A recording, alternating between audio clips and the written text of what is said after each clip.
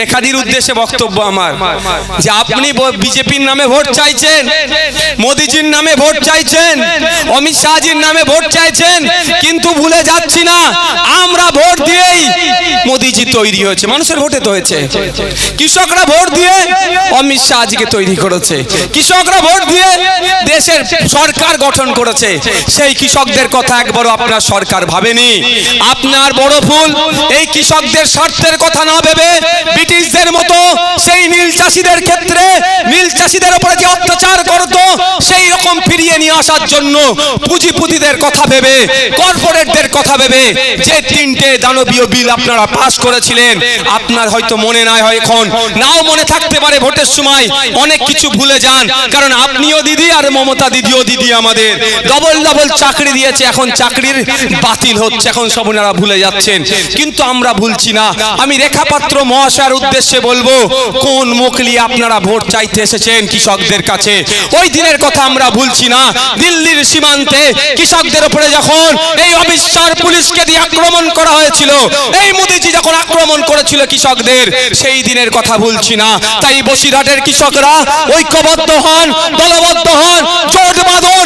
এই বিজেপির বিরুদ্ধে, এই রেখাপাত্রদের বিরুদ্ধে একটাও ভোট হবে না, এদের বিরুদ্ধে সমগ্র ভোটটাই যাবে, এদের পক্ষে একটাও ভোট যাবে না। এরা কৃষকদের বিরুদ্ধে বিল পাস করলো। কেন বিলটা পাস করেছিল? এমন বিল আনতে চেয়েছিল এই আদানি আম্বানি গোয়েঙ্কা টাইপ যারা কর্পোরেট আছে, তারা আবার কৃষকদেরকে কন্ট্রোল করবে। এতদিন আমরা আমার জমিতে আমি চাষ করছিলাম, সেই সিস্টেমটাকে ভাঙার জন্য এই ধরনের দানবীয় বিল নিয়ে এসেছিল। তখন রেখাপাত্র মহাশয়েরা, তখন শুভেন্দু অধিকারীরা আজকে বসিরহাটে এসে অনেক বড় বড় কথা বলছেন।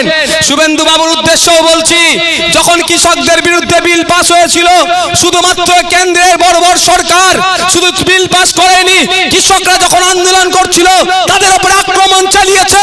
উত্তরপ্রদেশে কৃষকদের এক র্যালির উপরে বিজেপির এক মন্ত্রীর ছেলে গাড়ি নিয়ে গিয়ে একাধিক কৃষককে হত্যা করেছে। তাই পশ্চিম বাংলার এই বসিরহাটের কৃষকদেরকেও ওই হত্যার বিরুদ্ধে জবাব দিতে হবে। হবে তো নাকি ভাই? আপনিও কৃষক, তারাও কৃষক। আজকে রেখাপাত্র মহাশয়া ভোট চাইতে আসলে একটাও ভোট হবে না। হ্যাঁ, সন্দেশকারীতে যে অত্যাচার হয়েছে, শাহজাহান, শিবু, উত্তমরা, আমি তো চাইছি দেশের আইন বিচার ব্যবস্থার প্রতি ভরসা আছে, ওরা না বাইরের সূর্য আর দেখতে পায়। কি বলছি বুঝতে পারছেন না? ওরা না আর বাইরের সূর্য দেখতে পায়, জেলের থেকেই যেন ওদের ওখান থেকে এমন পানিশমেন্ট ওদেরকে দেওয়া হোক, ওরা বাইরের সূর্য না দেখতে পায়। কারণ বাইরের সূর্য দেখলে পুরো বাংলাকে তছনছ ধ্বংস করে ফেলবে। কি অস্ত্র এনেছে শুনেছেন? এই শাহজাহান, উত্তম, শিবুরা গ্যালক 17 গ্যালক 17 নামে একটা অস্ত্র পাওয়া গিয়েছে, যে অস্ত্র পশ্চিমবাংলা শুধু নয়, ভারতবর্ষের কোনো পুলিশের কাছে অত হেভি অস্ত্র নাই, আমাদের দেশের পুলিশের কাছে অত হেভি অস্ত্র নাই, ওরা নিয়ে এসে হাজির করে ফেলেছে। তাই এরা যদি বাইরের সূর্য আবার দেখতে পায়, তাহলে কি হবে বুঝতে, যা ছিল তার থেকে 10 গুণ ভয়ঙ্কর হয়ে যাবে। তাই আমি আইন বিচার ব্যবস্থার প্রতি ভরসা আছে। তবে সন্দেশখালি দেখিয়ে যদি শুভেন্দু অধিকারী ভোট চাইতে আসে, সঙ্গে সঙ্গে একটু ঘুরিয়ে দেবেন এই উত্তরপ্রদেশের উন্নয়নের দিকে, আপনার আশিপার দিকে, বিলকিস বানুর দিকে। গুজরাট গণহত্যা যখন চলছিল, সেই সময় বিলকিস বানুকে যারা ধর্ষণ করেছিল, এই শুভেন্দু অধিকারীদের সরকার তাদেরকে মুক্তি দিয়েছে। আবার সুপ্রিম কোর্টে গিয়ে থাপ্পড় খেয়ে তারা ফিরে আসছে। তারা কোন মুখে কথা বলে? এদের কথা শুনলে চলবে না। এরা শুধু ভোটের কথা বলবে আর বিভাজনের কথা বলবে। তাই আপনাদের বলবো, কৃষক বন্ধুদের বলবো, উঠুন, তৈরি হন, জোট বাঁধুন। আগামী দিনে ভোটটা আসছে, কোন বিজেমূলকে ভোট নয়, এই তৃণমূল বিজেপি আমাদের মধ্যে বাইনারি তৈরি করে ভোটটাকে তারা নিজেদের মতো করে নিতে চাইছে। তাই এদের পক্ষে একটাও ভোট নয়। আমরা ওই দিনকে ভুলে যাচ্ছি না, কেন্দ্রের বিজেপি সরকার যখন কৃষকদের বিরুদ্ধে বিল পাস করেছিল, সারা দেশের কৃষকরা প্রতিবাদে উত্তাল হয়েছিল। বিভিন্ন রাজনৈতিক দলের পক্ষ থেকে কৃষকদেরকে সংহতি জানিয়েছিল, এই আন্দোলনের সাথে সাথ দিয়েছিল। ছিল পশ্চিম বাংলায় ইন্ডিয়ান সেকুলার ফ্রন্ট কৃষকদের ডাকা ভারত বন্ধকে সমর্থন জানিয়েছিল। আর তা কৃষকদের সাথে আমরাও রাস্তায় নেমেছিলাম। এই হাজী নুরুল ইসলাম সাহেবদের দলের পক্ষ থেকে ওই দিনকে ভারত বন্ধকে পশ্চিম বাংলায় সফল হতে দেয়নি। কৃষকদের বিরুদ্ধে তারা রাস্তায় নেমেছিল। যে কৃষকরা বন্ধ করতে নেমেছিল, এই হাজী নুরুল ইসলাম সাহেবের দলের পক্ষ থেকে কিছু গুন্ডা মস্তান ওই কৃষকদের সাথে সাথে আইএসএফের কর্মীদের উপর হামলা চালিয়েছিল। তাই এই ভোটের সময়তে হাজী নুরুল ইসলাম সাহেবকেও বুঝিয়ে দেব, তৃণমূলকেও বুঝিয়ে দেবো আমরা কৃষকেরা, যে তোমরা ওই দিনকে আমরা লড়াইটা ছিল, আমাদের আন্দোলনটা ছিল, আমাদের প্রোটেস্টটা ছিল বিজেপি সরকারের বিরুদ্ধে। মমতা ব্যানার্জির বুকে অত চিনচিন করছিল কেন? কেন আমাদের বন্ধকে সফল হতে দেয়নি? উপরন্তু আমাদের উপর তোমরা হামলা চালিয়েছো। তাই এই জুন মাসের 1 তারিখে আমাদের ভোটটাও কোনো বিজেমূল তৃণমূল বিজেপির পক্ষে যাবে না, ভোটটা আইএসএফের পক্ষে যাবে, খাম চিহ্নের পক্ষে যাবে। আমি সত্যি আমি ভাবি মাঝে মধ্যে আমাদের আন্দোলন আছে বিজেপির বিরুদ্ধে, আমরা প্রতিবাদ করছি বিজেপির বিরুদ্ধে, বন্ধ রাখছি বিজেপির বিরুদ্ধে। মমতা ব্যানার্জির বুকে অত চিনচিন করছিল কেন? বিজেপি শাসিত রাজ্য এই কৃষকদের ডাকা ভারত বন্ধ সফল হয়েছে, পশ্চিম বাংলায় হতে দেয়নি। আমার তো মনে হচ্ছে ভাইপোকে গ্যারেজ করে দেবে তার হাত থেকে বাঁচানোর জন্য। দাদা আমার বাংলা ঠিক আছে, তোমার বাংলা এটা চিন্তা নাই বলে কি এই বার্তা দিতে চেয়েছিল? কি মনে হচ্ছে কৃষক ভাইরা? তো যোগ্য জবাব দেওয়ার সময় এসেছে তো নাকি ভাই? এসেছে তো? কৃষক ভাইদের উদ্দেশ্যে একটা ডেটা দিই। দেখুন, আপনারা যারা উপস্থিত হয়েছেন বক্তব্য শুনছেন, ইচ্ছা গেলে ভোট দেবেন, নালে দেবেন না। তবে কয়েকটা ডেটা দেবো, সেটা রাখুন, শুনে রাখুন, কাজ দেবে আপনাদের। পশ্চিমবাংলার বিধানসভাতে আমি একজন সদস্য, সংযুক্ত মোর্চার হয়ে লড়াই করেছিলাম। আমরা সংযুক্ত মোর্চা এগিয়ে নিয়ে যেতে চেয়েছিলাম। নিরাপদ সর্দার বাবুদের দলের পক্ষ থেকে বলেছিল ভোট শেষ জোট শেষ, কিন্তু আমরা সেটা বলিনি, আমরা ভুলে যাচ্ছি না। নিরাপদ সর্দার বাবুরা বলছে এটা কি, এটা পুকুর না এটা সমুদ্র। হ্যাঁ, 2021 সালের 21শে জানুয়ারি আমরা পুকুরে খেলতে নামিনি, আমরা মহাসমুদ্রে খেলবো বলেই রাজনীতির ময়দানে নেমেছি। হয়তো ওনারা পুকুর সমুদ্র বুঝতে পারছে না, আমরা মহাসমুদ্রকে পার করার জন্য প্রস্তুত নিয়ে এসেছি রাজনীতির ময়দানে। নিরাপদ বাবুদেরকে একটু শুনিয়ে দিতে চাই। ভোট শেষ জোট শেষ ওনারাই বলেছিলেন, আমরা বলিনি। দেখ, যেটা বলছি, আমি পশ্চিমবাংলার বিধানসভায় সংযুক্ত মোর্চার একজন জনপ্রতিনিধি হিসাবে এখনো আছি, এবং যতদিন 2026 পর্যন্ত আমার পিরিয়ড আছে ততদিন আমি বলে যাব আমি নেমক খারাম নয়, আমি বলে যাব সংযুক্ত মোর্চার আমি বিধায়ক। তো আমি ওই সময় বিধানসভাতে গিয়ে, যেহেতু আমি কৃষি প্রধান এলাকা থেকে বিধায়ক হয়ে গিয়েছি, আমি জানতে চেয়েছিলাম পশ্চিমবাংলার কৃষকদের মাসিক গড় আয় কত, যা মাননীয় মন্ত্রী মহাশয় কৃষি মন্ত্রী উত্তর দিতে পারেনি, শুধু বলছে 3 গুণ বেড়ে গিয়েছে। আমি একাধিকবার কোশ্চেন করেছিলাম, তাও আমাকে উত্তর দিতে পারেনি। আমার সন্দেহ হয়েছিল এ বেটারা উত্তর দিচ্ছে না কেন। ঠিক যেভাবে শ্রমমন্ত্রীকে প্রশ্ন করেছিলাম, এখানে তো কাজ হারিয়ে এখানকার সন্তানেরা ভিন্ন রাজ্যে কাজে যাচ্ছে আর লাশ হয়ে বাড়ি ফিরছে, এটা বন্ধ করতে হবে। আমি ওইটা আমার সন্দেহ হয়েছিল যে আমাদের রাজ্য থেকে ভিন্ন রাজ্যে কাজে গিয়েছে এই ধরনের সংখ্যা কত। শ্রমমন্ত্রীকে জিজ্ঞাসা করেছিলাম, উনার দপ্তর, উনি বলছে আমার কাছে জানা নাই। ভাবতে পেরেছেন? সে কথাই আছে না, আমি মন্ত্রীকে বাঁদর বলছি না, খারাপভাবে নেবেন না, আমি উদাহরণের জন্য বলছি। বাঁদরের হাতে খড়ি নরকেল দিলে কি হবে? হ্যাঁ, কি হবে? বিপদ হয়ে যাবে না? তো আমি ওনাকে বাঁদর বলছি না। দেখুন, আমি আমার ওই এতটা উদত্ত না, একটা মন্ত্রীকে বলবো। আমি সম্মানীয় মন্ত্রীকে প্রশ্ন করেছিলাম, আমাদের রাজ্য থেকে ভিন্ন রাজ্যে কাজে গিয়েছে এই ধরনের মানুষের সংখ্যা কত? মন্ত্রী মহাশয় ওই স্পিকার স্যারের ওখান থেকে উঠে, মানে তার টেবিল থেকে উঠে যত বিধায়ক আছে সবাই দেখেছে, বিজেপির বিধায়ক দেখেছে, তৃণমূলের বিধায়ক দেখেছে, সংযুক্ত মোর্চার বিধায়কের কোশ্চেনের উত্তর দিতে পারেনি। বলছে ওটা আমার এখন জানা নাই, পরে জানিয়ে দেবো। 1 বছর হয়ে যাচ্ছে, আমাকে এখনো জানাবার জন্য প্রয়োজন বোধ করেনি, তার কাছে ডেটাই নাই। তো এই ধরনের কোশ্চেন যখন করেছি, আপনার মন্ত্রীকে, কৃষি মন্ত্রীকে উত্তর দিতে পারেনি। একাধিকবার প্রশ্ন করেছি, উত্তর দিতে পারেনি। আমার সন্দেহ হয়েছিল ও নামকা অস্তে মন্ত্রী, গোপাল ভাঁড়ের থেকেও ভয়ঙ্কর অবস্থা, এ কিছু জানে না। তাহলে আমাকে আমারটা জেনে নিতে হবে, আমার কৃষক ভাইদের জন্য, ভাঙড়ের ভোটারদের জন্য, সারা রাজ্যের কৃষকদের জন্য। কৃষি প্রধান রাজ্য আমরা, 50% মানুষ মানুষ সরাসরি কৃষিকাজের সাথে যুক্ত, পশ্চিমবাংলার 70% মানুষ প্রত্যক্ষভাবে প্রত্যক্ষভাবে 70% মানুষ এই কৃষিকাজের সাথে যুক্ত। তাহলে এদের কথা ভাবতে হবে আমাকে। আমি ডেটা দেখতে লাগলাম, আমি একটু গবেষণা একটু পড়াশোনা করতে লাগলাম। এডুকেশন হ্যাজ নো এন্ড, শিক্ষার শেষ নাই। আমি আমি যে বিদ্যাসাগর এটাও বলছি না, স্বল্প জ্ঞান আছে আর জ্ঞানের আমি অন্বেষণ করি। যারা এই বিষয়ে এক্সপার্ট তাদেরকেও জানতে চাইলাম। দেখতে দেখতে ভারত সরকারের দিয়ে একটা ডেটাতে দেখলাম পশ্চিমবাংলার কৃষকদের মাসিক গড়াই দেখে আমার মাথা খারাপ হয়ে গেল। আমি আরো খুঁজতে লাগলাম, কাশ্মীর দেখলাম, কাশ্মীর আমরা মাঝে মধ্যে পেপার পত্রিকায় দেখি কাশ্মীরের কৃষকদের মাসিক গড়াই কত। হরিয়ানার কৃষকরা BMW চেপে ঘুরছে, মার্সিডিজ চেপে আসছে, পাঞ্জাবের কৃষকরা মার্সিডিজ চেপে ঘোরে, BMW চেপে ঘোরে, আর আমাদের ওয়েস্ট বেঙ্গলের কৃষকদের অবস্থা এত খারাপ কেন?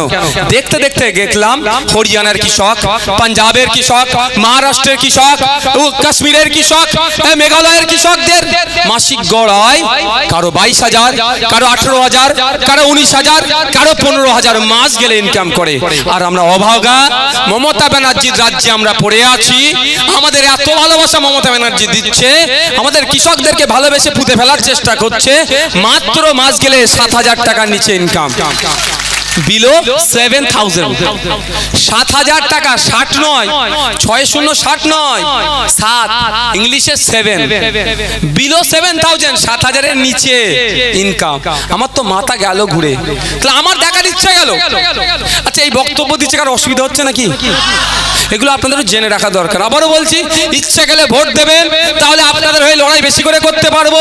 না ইচ্ছে গেলে যাকে ইচ্ছা ভোট দেবেন, যে যাকে ভোট দিয়ে পার্লামেন্টে পাঠাবেন তার কাজের ভুল হলে সমালোচনা করব, আমি জোর করব না। রাতের অন্ধকারে 5,000, 2,000, 500, 100 বা হুমকি দেবো, ভোটার কার্ড কেড়ে নেবো, এ কাজ আমি করব না। তবে একটা কথা, গ্রামে গঞ্জের কথা বলছি, ভোটার কার্ড কেড়ে নিলে ভাববেন না যে আপনি ভোট দিতে পারবেন না। 15টা আইটেম আছে, ব্যাংকের পাসবুক থেকে শুরু করে ছবি দিয়া সরকারি স্ট্যাম্প লাগানো যে কোনো কাগজ নিয়ে যাবেন, আপনারা ভোট দিতে পারবেন। তৃণমূলের বন্ধুরা যদি ভোটার কার্ড কেড়ে নেয় কিচ্ছু বলবেন না, আধার কার্ডটা নিয়ে চলে যাবেন, ব্যাংকের পাসবুক নিয়ে চলে যাবেন, ড্রাইভিং লাইসেন্স নিয়ে চলে যাবেন, স্কুলের সার্টিফিকেট থাকলে সেটা নিয়ে চলে যাবেন। এই ধরনের 15টা আইটেম আছে, নিয়ে যাবেন। আপনাদের জ্ঞাতার্থে জানিয়ে দিলাম। তো আমি দেখলাম যে তাহলে সব থেকে বেশি ইনকাম কার গেলে মাস গেলে, আমি দেখে অবাক হয়ে গেলাম। মেঘালয় রাজ্যের মাস গেলে ইনকাম হচ্ছে 29 থেকে 30,000 টাকা। ভাবতে পেরেছেন? মাস গেলে মেঘালয় রাজ্যের কৃষকদের মাসিক গড় আয় পরিবার পিছু 29 থেকে 30,000 টাকার। আমরা এত অভাগা, আমাদের 7,000 টাকার নিচে। এটা ডেভেলপ করার জন্য, এটাকে বাড়ানোর জন্য, পশ্চিমবাংলার কৃষকদের মাসিক গড় আয় যাতে বাড়ে সেটা বাড়ার জন্য আমাদের যাদের কণ্ঠ করে রাজ্যের আইনসভার মধ্যে পাঠিয়েছিলি, যাদেরকে বলার জন্য দেশের আইনসভার মধ্যে পাঠিয়েছি, তারা ঠিকঠাক দায়িত্ব পালন করেনি বলে আজকে আমরা এত তলনিতে পড়ে আছি।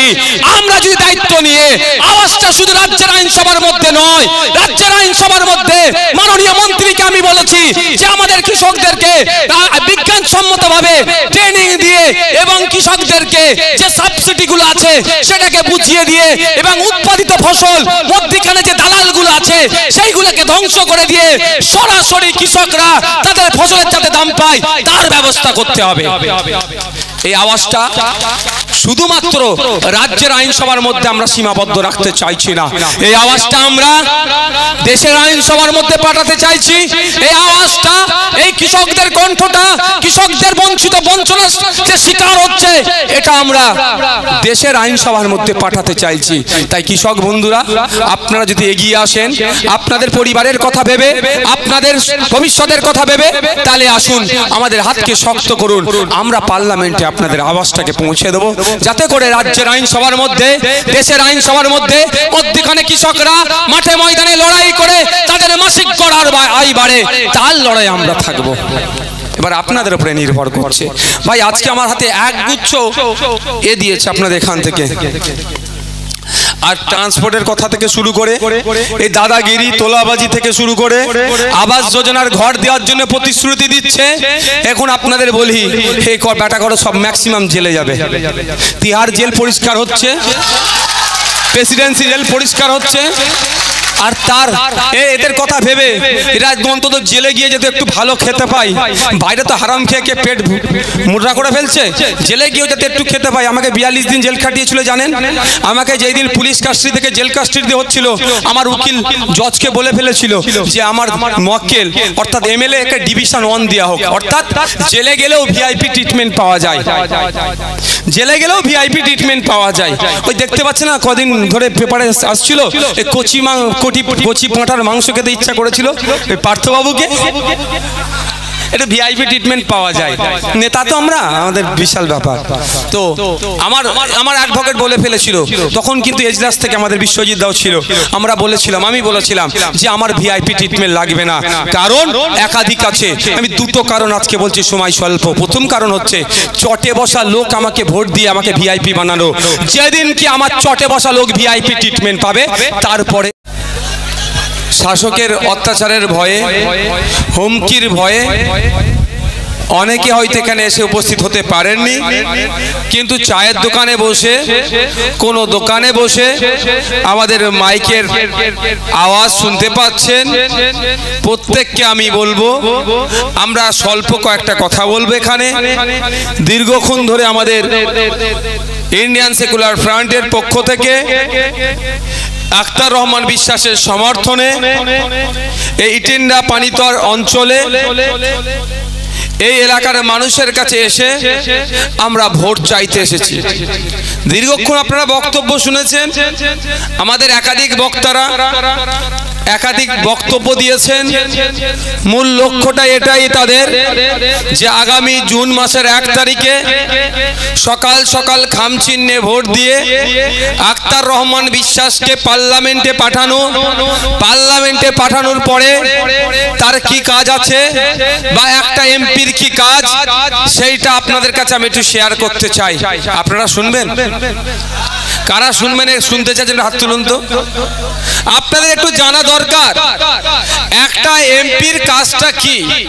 দুঃখের বিষয়, এই ভাই যারা গাছে উঠেছে সাবধানে থাকবে, গাছে না কিসের চালে উঠেছো সাবধানে থাকবে ভাই। এই টয়লেটের ছাদে দেখো ভালোবাসতে যে ভাইজান জিন্দাবাদ বলে নিচে সামনে দিও না, বিপদ হয়ে যাবে। তো আগে জানতে হবে আমাদেরকে, আমরা এই বসিরহাট লোকসভার প্রায় 16 লক্ষের অধিক ভোটার। আমাদের চাওয়া পাওয়া, অভাব অভিযোগ আমরা দেশের আইনসভাতে কিভাবে পাঠাবো। সবাই যদি আমরা এই 16 লক্ষের অধিক মানুষ যদি দিল্লিতে গিয়ে দেশের আইনসভার মধ্যে বলি না, আমাদের সবার পক্ষে যাওয়া সম্ভব হবে না। যাদের শুনছেন, যারা শুনবেন তাদের শোনার মতো মানসিকতা বা ধৈর্য থাকবে। সেই জন্যই ভোটিং সিস্টেম, আমরা আমাদের জনপ্রতিনিধিকে দেশের আইনসভায় পাঠাবো। দেশের আইনসভায় গিয়ে আমার জনপ্রতিনিধি আমাদের যে সমস্যাগুলো আছে সেইগুলোকে নোটিশ করবে, ওখানে অ্যাড্রেস করবে। কনসার্ন ডিপার্টমেন্টাল মিনিস্টাররা সেটা নোট ডাউন করে এই বসিরহাটের, এই ইটেন্ডার, এই আপনার বাদুড়িয়ার, এই মিনাখার মানুষজন অর্থাৎ এই লোকসভার মানুষের হাড়োয়া থেকে শুরু করে যে সমস্যাগুলো আছে সেইগুলোকে নোট ডাউন করে সমাধান করবে। এটা হচ্ছে সিস্টেম। দেশের 140 কোটির অধিক মানুষ আছেন, সবাইয়ের সমস্যা যদি কেউ শুনতে চায় তাহলে কত বছর লাগবে আর মুখে বলা যাবে না। সেই জন্যই এই দেশের 140 কোটি মানুষের জন্য সারা দেশ থেকে 543 জনকে পার্লামেন্টে যাওয়ার ব্যবস্থা করা হয়েছে গণতান্ত্রিক প্রক্রিয়াতে। এই 543টা সিটের জন্য অন্তত 3000-এরও বেশি মানুষ প্রতিদ্বন্দ্বিতা করছেন। কেউ কোন রাজনৈতিক দলের পক্ষ থেকে করছেন, কেউ ন্যাশনাল পার্টির পক্ষ থেকে করছে, কেউ রিজিওনাল পার্টির পক্ষ থেকে করছে, কেউ রিকগনাইজ পার্টির পক্ষ থেকে করছে, কেউ নন রিকগনাইজ পার্টির পক্ষ থেকে করছে, বা অনেকে নির্দল থেকেও করছেন। প্রত্যেকের রাইট আছে, আমার আপনার প্রত্যেকের রাইট আছে। ইসিআই যে গাইডলাইন দিয়েছে সেই গাইডলাইনকে মান্যতা দিয়ে আপনি আমি যে কেউ ইচ্ছা করলে বসিরহাট থেকে নয়, এই 543টা সিটের যে কোনো জায়গা থেকে ভারতবর্ষের যে কোনো প্রান্ত থেকেই আমরা কন্টেস্ট করতে পারি। কিন্তু যেতে হারাটা কোথায় আপনাদের হাতে নির্ভর করছে। এতজন বসিরহাটে প্রার্থী হয়েছেন, বিজেপির থেকে প্রার্থী হয়েছে, তৃণমূলের থেকে হয়েছে, আইএসএফ এর খামচিহ্ন থেকে হয়েছে, বিভিন্ন রাজনৈতিক দলের পক্ষ থেকে হয়েছে। দেখবেন যখন ক্যান্ডিডেট লিস্ট হয়ে যাবে, সিম্বল অ্যালটমেন্ট যখন হয়ে যাবে, অনেক জনের নাম পাবেন। প্রত্যেকের রাইট আছে দাঁড়ানোর, প্রত্যেকেই দাঁড়াতে পারে। 25,000 টাকা জেনারেলদের জন্য ফর্ম বিসিআর কাটতে হবে, আর কিছু কাগজপত্র আছে সেটাকে মেনটেন করতে হবে। এবার হচ্ছে বিষয়, যে কেউ দাঁড়াতে পারে। এই নির্বাচনী ক্ষেত্রের কথা বলছি, বসিরহাটের মা বাপ ভাই বোন থেকে শুরু করে এই যে ভোটারসরা আছেন, যাকে চাইবেন যে সংখ্যাগরিষ্ঠ ভোট পাবে সে পার্লামেন্টে যাবে। তার কাজটা কি হবে? পার্লামেন্টে গিয়ে এই বসিরহাট মানুষের চাওয়া পাওয়া অভাব অভিযোগগুলো পার্লামেন্টে উত্থাপন করা। দ্বিতীয় কাজ কি? একাধিক কাজ আছে, কয়েকটা গুরুত্বপূর্ণ কাজের কথা বলি। দ্বিতীয় গুরুত্বপূর্ণ কাজটা কি? দেশের আইনসভার মধ্যে নতুন কোনো আইন তৈরি হলে বা কোনো আইনের পরিবর্তন করার ইচ্ছে হলে বা কোনো আইনের সংযোজন করার দরকার হলে বা বিয়োজন করার দরকার হলে, সেই সংযোজন বিয়োজন বা নতুন কোনো আইন তৈরি হলে সেই আইন যেন জনগণের পক্ষে আসে। জনগণের পক্ষে যদি আসে, আমাদের আখতার রহমান বিশ্বাস আরো ভালো করে জনগণ কিভাবে ফায়দা পাবে আমার ইঞ্জিনিয়ার ছেলে পার্লামেন্টে গিয়ে বলবে। আর যদি দেখে যে আইনটা পাস হচ্ছে জনগণের বিপক্ষে যাচ্ছে, বিভাজনের রাজনীতি হবে, এই আইনের ফলে কোনো একটা শ্রেণীর মানুষ, কোনো একটা সমাজের মানুষ, কোনো একটা জাতের মানুষ, কোনো একটা বর্ণের মানুষ, এক কথায় নাগরিক ডেপ্রাইভ হবে, নাগরিক অত্যাচারিত হতে পারে, নাগরিক অধিকার ক্ষুণ্ণ হচ্ছে, তখনই আখতার রহমান বিশ্বাস বলিষ্ঠ কণ্ঠে একা হলেও পশ্চিমবাংলার আইনসভার মধ্যে একদিকে 293, একদিকে সংযুক্ত মোর্চার বিধায়ক নওশাদ সিদ্দিকী যেভাবে লড়াই করছে, আখতার রহমান বিশ্বাস জনগণের বিপক্ষে বিল গেলে সেখানে লড়াই করবে। 3 নম্বর কাজটা কি আছে গুরুত্বপূর্ণর মধ্যে? এমন আইডিয়া শাসকের নাই, বা অনেক এমপিদের কাছে নাই, বা অনেক রাজনৈতিক দলের কাছে নাও থাকতে পারে, ইউনিক আইডিয়া নাও থাকতে পারে। আমরা আমাদের পার্টির পক্ষ থেকে আখতার রহমান বিশ্বাসের মাধ্যমে দেশের পার্লামেন্টে রাখবো, দেশের আইনসভার মধ্যে রাখবো, যে কাজটা করলে আমার রিটেন্ডার মানুষেরা, আমার বসিরহাটের মানুষেরা, আমার বাদুরিয়ার মানুষেরা, আমার এই রাজ্যের মানুষেরা, আমার দেশের মানুষেরা উপকৃত হবে, এটা পার্লামেন্টের মধ্যে রাখবো। কিন্তু দুঃখের বিষয়, আমরা কি দেখছি? আমরা যাদেরকে ভোটে জিতে পার্লামেন্টে পাঠালাম তাদের অধিকাংশের কথাই বলছি, এখন তো লেটেস্ট সময় এসেছে টিকটক ভিডিও, সেলফি আর টিকটক ভিডিও এখন হচ্ছে ফ্যাশন। আপনি যদি টিকটক ভিডিও না করতে পারেন, আপনি যদি একটা সেলফি না পোস্ট করতে পারেন, আপনি নাকি সামাজিক নয়, সোশ্যাল স্ট্যাটাস আপনার নাকি ডাউনে চলছে। তো ওই কাজে তো নয়। একটা এমপি কে পাঠানো হয়েছে ওখানে গিয়ে পার্লামেন্টে গিয়ে টিকটক ভিডিও করার জন্য নয়, এমপি কে পার্লামেন্টে পাঠানো হয়েছে মোদিজি, অমিত শাহজি, রাহুলজির সাথে সেলফি তুলে পোস্ট করার জন্য নয়। তাকে পার্লামেন্টে পাঠানো হয়েছে যে ইছামতির নদীর যে বাঁধটা দুর্বল হয়ে যাচ্ছে, মাটির যে বাঁধটা আছে তার পরিবর্তে কংক্রিটের বাঁধ নির্মাণের জন্য ভারত সরকারের কানে আওয়াজটা ঢুকিয়ে দেওয়া। তার পরিবর্তে কি করছে? টিকটক ভিডিওতে মজে আছে, তাকে পার্লামেন্টে পাঠানো হয়েছে। এই টেন্ডার অঞ্চলের কথা বলছি, এই পানিতর অঞ্চলের কথা বলছি। এখানকার স্বাস্থ্য ব্যবস্থা, শিক্ষা ব্যবস্থা তলানিতে চলে যাচ্ছে। এখানকার যুব সমাজকে ধ্বংস করে দেওয়ার জন্য পাড়াতে পাড়াতে লিগাল ইলিগাল মদের দোকান খুলছে। আমাদের আখতার রহমান বিশ্বাস পার্লামেন্টে গিয়ে এখানকার মানুষের জন্য, বসিরহাটের মানুষের জন্য স্বাস্থ্য আন্দোলনের কথা বলবে, স্বাস্থ্য কেন্দ্রের মান উন্নয়নের কথা বলবে, শিক্ষা কেন্দ্রের মান উন্নয়নের কথা বলবে, নতুন শিক্ষা প্রতিষ্ঠান গড়ার কথা বলবে। যে সমস্ত শিক্ষা প্রতিষ্ঠানগুলো আছে সেখানে শিক্ষক নাই ছাত্র বেশি, শিক্ষক ছাত্রের রেশিও মেনটেনের কথা বলবে। সেখানে গিয়ে এই যে যুব সমাজকে ধ্বংস করে দেওয়ার জন্য যেভাবে জুয়া চলছে, যে জুয়া থেকে তৃণমূলের বন্ধুরাও কিছু কাটমানি খাচ্ছে, সেগুলো বন্ধ করে যুব সমাজ যাতে আগামী দিনে বসিরহাটকে এগিয়ে নিয়ে যেতে পারে, বাংলাকে এগিয়ে নিয়ে যেতে পারে, দেশকে এগিয়ে নিয়ে যেতে পারে, তার বলিষ্ঠ কণ্ঠে সওয়াল করবে। আপনারা যদি সুযোগ দেন, আপনারা সুযোগ দিলে এই কাজগুলো হবে, কারণ সুযোগ তো আপনাদের হাতে আছে। আপনারা সকলেই জানেন, বলে আসছে, কিন্তু আমার এখনো সৌভাগ্য হয়নি দেখার। আমি অপেক্ষায় আছি। আমাদের বিদায়ী প্রধানমন্ত্রী নরেন্দ্র দামোদর দাস মোদীজি নাকি চা বিক্রেতা ছিলেন, কিন্তু প্রশ্ন আমার সৌভাগ্য হয়নি। ভাই এখানে বসে যেতে পারেন, 10 অসুবিধা নেই, আপনি একটু পিছিয়ে গিয়ে বসুন না ভাই, পিছনের লোক ভাই বসে যান তো ভাই, সবার সুবিধা হবে। পিছনের লোকগুলোর অসুবিধা হচ্ছে অনেক উঁচু, দেখতে পাচ্ছেন তো কারো অসুবিধা হচ্ছে না তো? হ্যাঁ, কারো অসুবিধা হচ্ছে?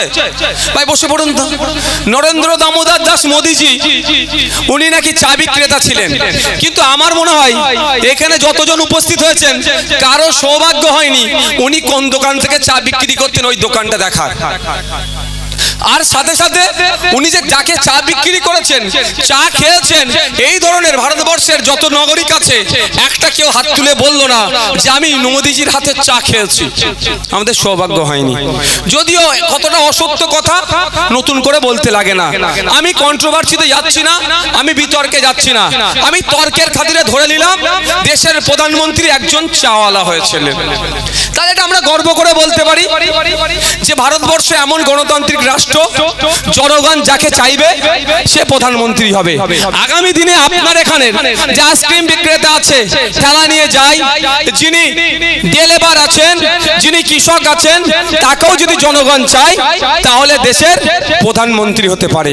তাই আপনার হাতে ভাগ্য, আপনাদের ভাগ্য আপনাদের হাতে আছে। আপনারা চাইবেন যে আগামী দিনে আপনি কৃষক, আপনি মৎস্যজীবী, আপনার বাড়িতে উচ্চ শিক্ষায় শিক্ষিত হয়ে দুটো যুবক আছে বা একটা যুবতী আছে, তার চাকরিটাকে সুনিশ্চিত করা দরকার। আপনার এখানে যে স্বাস্থ্য কেন্দ্রের বেহাল দশা, ওখানে ডাক্তারের প্রয়োজন আছে, ওখানে নার্সের প্রয়োজন আছে, ওখানে ঔষধের প্রয়োজন আছে। শিক্ষা ব্যবস্থা ধ্বংস করে দিচ্ছে, এটার মান উন্নয়ন হওয়া দরকার। বেকারত্বের শীর্ষে আমাদের দেশ এগিয়ে যাচ্ছে, এই বেকারত্ব কমানো দরকার। এর হয়ে কথা বলার জন্য একজন জনগণের জনপ্রতিনিধি দরকার। যদি আপনারা চান তাহলে আপনাদের বলবো কোন প্ররোচনায় পা দেওয়ার দরকার নাই, কারো বিভাজনের পা দেওয়ার দরকার নাই, কোনো লোভের কাছে আত্মসমর্পণ করার দরকার নাই, কোনো ভয়ের কাছে আমাদের কেউ আত্মসমর্পণ করা দরকার নাই। সকাল সকাল 1 জুন যাবেন, সকাল সকাল উঠবেন, আপনাদের মূল্যবান ভোট খাম চিহ্নে দিয়ে আখতার রহমান বিশ্বাসকে পার্লামেন্টে পাঠান। আপনি যদি আম খেতে আপনার ইচ্ছা যায়, আপনাকে বলবো আর পরের খেতে আপনাকে চাষ করতে হবে না। প্রথম কথা বলবো, পরের খেতে আর চাষ করতে যাবেন না। আপনার ক্ষেত আছে, আপনি চাষ করতে জানেন, আপনার খেতে ফলান।